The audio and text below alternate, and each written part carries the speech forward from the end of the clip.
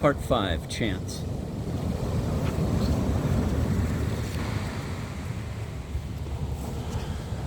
After lunch, she went back up to her room. It was Sunday, no new guests were expected, and nobody rushed her to check out. The broad bed was still unmade, just as she had left it in the morning. The sight of it filled her with bliss. She had spent 2 nights alone in it, heard nothing but her own breathing, and slept stretched out crosswise from one corner to the other, as if she wanted her body to embrace the whole of it, all that belonged only to her and to her sleep. Everything was already packed into the suitcase lying open on the table. On top of her folded skirt lay a paperback edition of Rimbaud's poetry. She had taken it along because during the last few weeks she had been thinking a great deal about Paul. Before Bridget was born, she had often traveled with him all over France, sitting behind him astride the big motorcycle. Her memories of that time and of that motorcycle mingled with her memories of Rimbaud. He was their poet. She glanced through those half-forgotten poems as if she were leafing through an old diary, curious whether its time-yellowed notes would now seem moving, ridiculous, fascinating, or meaningless. The verses were as beautiful as ever, but something about it surprised her. They had no connection whatever with the motorcycle they used to ride. The world of Rimbaud's poetry was far closer to a person of Goethe's century than to Bridget. Rimbaud, who had commanded everyone to be absolutely modern, was a poet of nature, a wanderer, and his poetry contained words that modern man had forgotten or no longer knew how to savor. Crickets, elms, watercress, hazel trees, lime trees, heather, oak, delightful ravens, warm droppings of ancient dovecotes, and above all, roads. Roads and paths.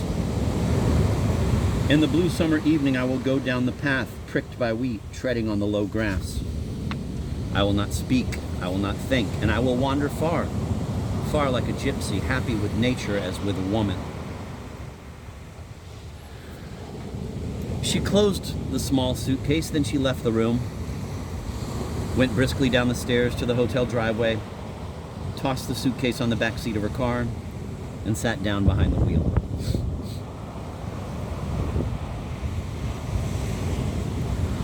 It was 2:30 and she should have been on her way, for she didn't like to drive at night, but she couldn't make herself turn the ignition key. Like a lover who has failed to say everything that is in his heart, the surrounding landscape stopped her from leaving. She got out of the car. There were mountains all around her. Those on the left were clear and bright, and the whiteness of the glaciers shimmered above the green contours. The mountains on the right were wrapped in a yellowish haze that turned them into silhouettes. They were 2 different kinds of light, 2 different worlds.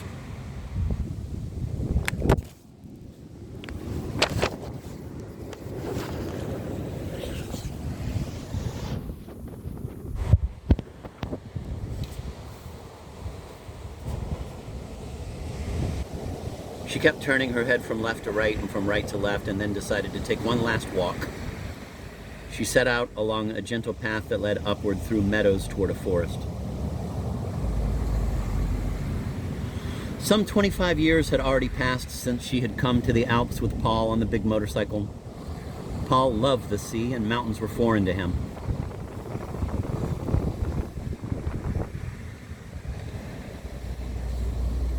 She wanted to win him over to her world. She wanted him to be enchanted by the views of trees and meadows.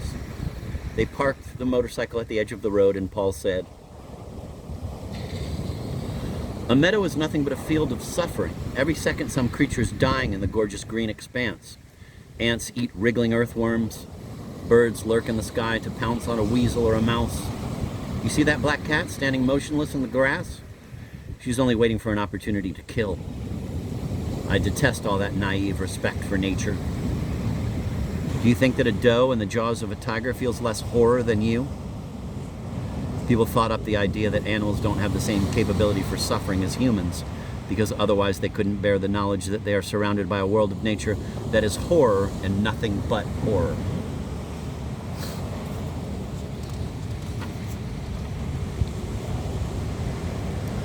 Paul was pleased that man was gradually covering the whole earth with concrete. It was as if he were watching a cruel murderess being walled up. Agnes understood him too well to resent his antipathy to nature, especially as it was motivated, if one can put it that way, by his humanity and sense of justice.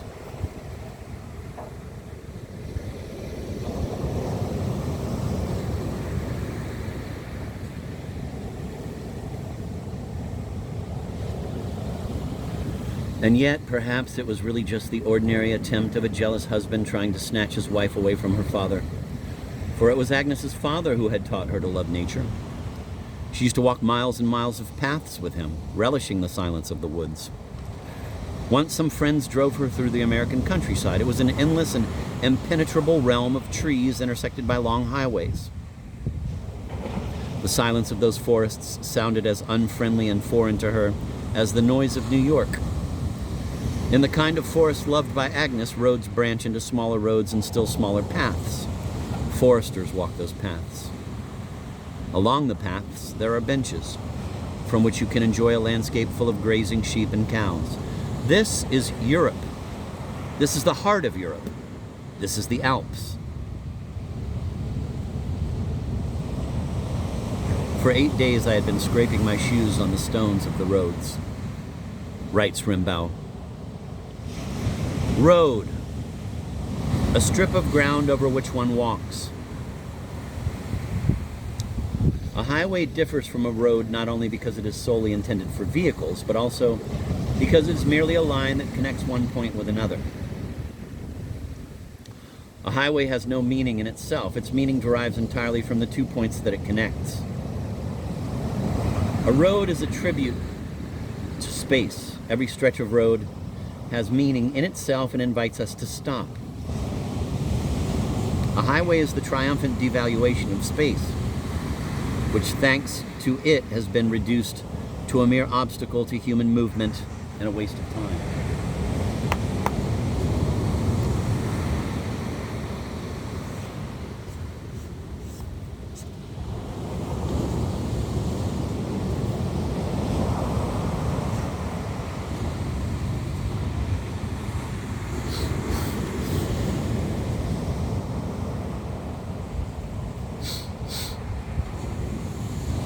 Before roads and paths disappeared from the landscape, they had disappeared from the human soul. Man stopped wanting to walk on his own feet and to enjoy it. What's more, he no longer saw his own life as a road, but as a highway, a line that led from one point to another, from the rank of captain to the rank of general, from the role of wife to the role of widow. Time became a mere obstacle to life, an obstacle that had to be overcome by ever greater speed.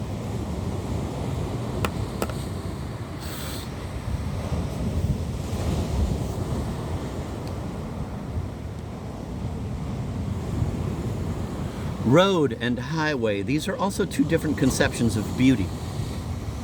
When Paul says that at a particular place the landscape is beautiful, that means if you stopped the car at that place, you might see a beautiful 15th century castle surrounded by a park, or a lake reaching far into the distance, with swans floating on its brilliant surface.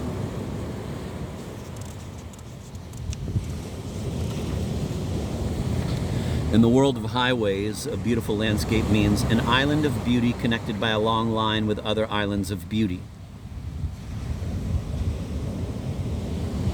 In the world of roads and paths, beauty is continuous and constantly changing. It tells us at every step, stop. The world of roads was the world of fathers. The world of highways was the world of husbands.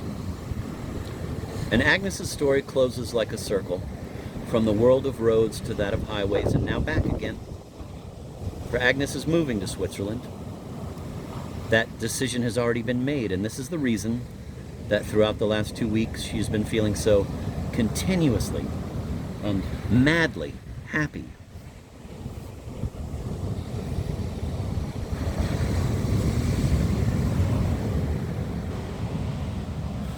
When she returned to the car, it was already late afternoon, and at the very same moment that she was putting the key in the car door, Professor Avenarius, in swimming trunks, approached the jacuzzi where I was already sitting in the warm water, being bombarded by the violent currents under the surface.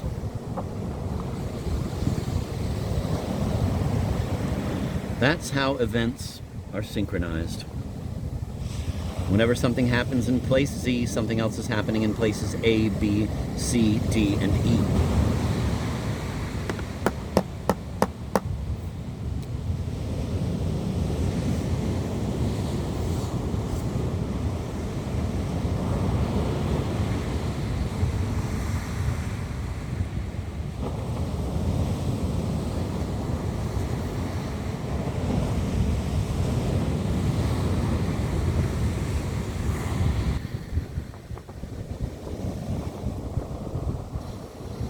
At the very moment, that is a magic sentence in all novels. A sentence that enchants us when we read The Three Musketeers, the favorite novel of Professor Avenarius, to whom I said in lieu of a greeting, "At the very moment that you stepped into the pool, the heroine of my novel finally turned the ignition key to begin her drive to Paris."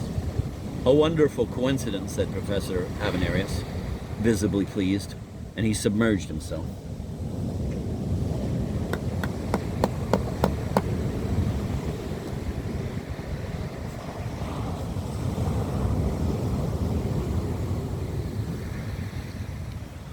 Of course, billions of such coincidences take place in the world every second. I dream of writing a big book, The Theory of Chance. The first part, the chance that governs coincidences. The classification of the various types of coincidences. For example, at the very moment that Professor Avenarius stepped into the jacuzzi and felt the warm stream of water on his back in a public park in Chicago, a yellow leaf fell off a chestnut tree. That is a coincidence, but without any significance. In my classification of coincidence, I call it mute coincidence. But imagine me saying, at the very moment the first yellow leaf fell in Chicago, Professor Avenarius entered the jacuzzi to massage his back. The sentence becomes melancholy because we now see Professor Avenarius as a harbinger of autumn, and the water in which he is submerged now seems to us salty with tears.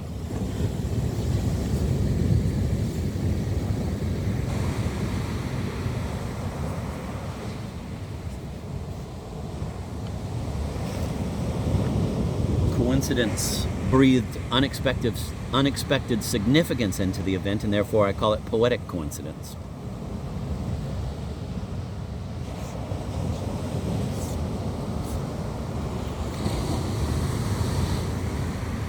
But I could also say what I told you when I saw you just now. Professor Avenarius submerged himself in the jacuzzi at the very moment that, in the Swiss Alps, Agnes started her car. That coincidence cannot be called poetic because it gives no special significance to your entrance into the pool. And yet it is a very valuable kind of coincidence, which I call contrapuntal. It is like two melodies merging into one small composition. I know it from my childhood. One boy sang a song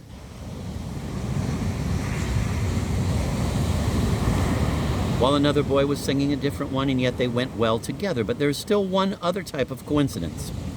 Professor Avenarius entered the Montparnasse metro at the very moment a beautiful woman was standing there with a red collection box in her hand.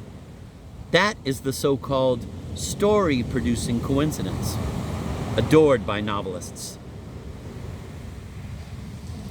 I paused after these remarks because I wanted to provoke him into telling me some details of his encounter in the metro. But he only kept twisting his back to let the pounding stream of water massage his lumbago, and he looked as if my last example had nothing to do with him.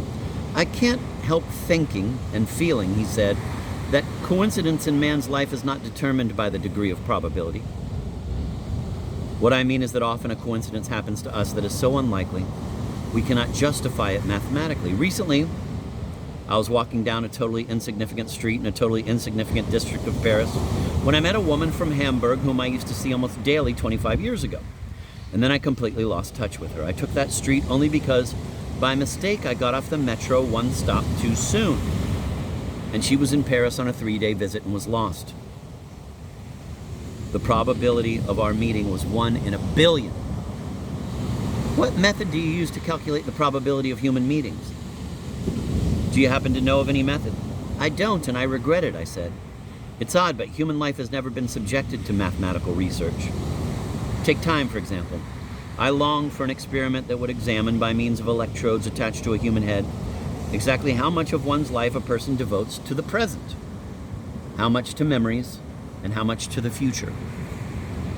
This would let us know who a man really is in relation to his time, what human time really is, and we could surely define 3 basic types of human being depending on which variety of time was dominant.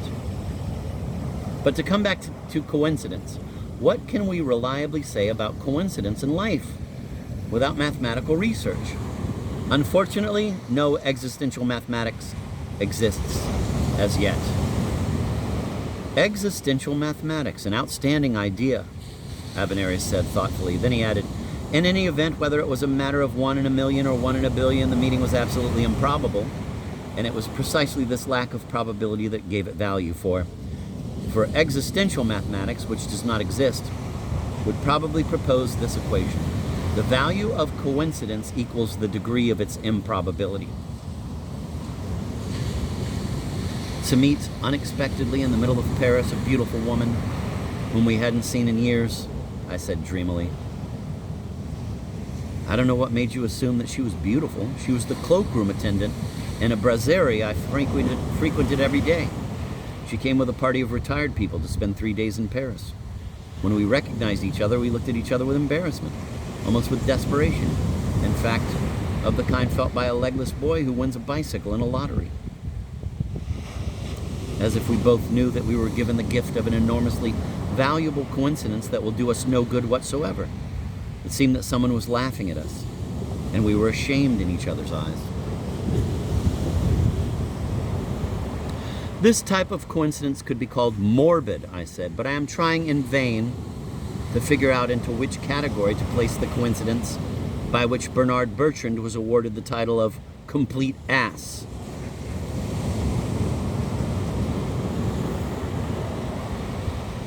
Avenarius replied in an authoritative tone, Bernard Bertrand was awarded the title of complete ass because he is a complete ass. No coincidence was involved. It was simple necessity.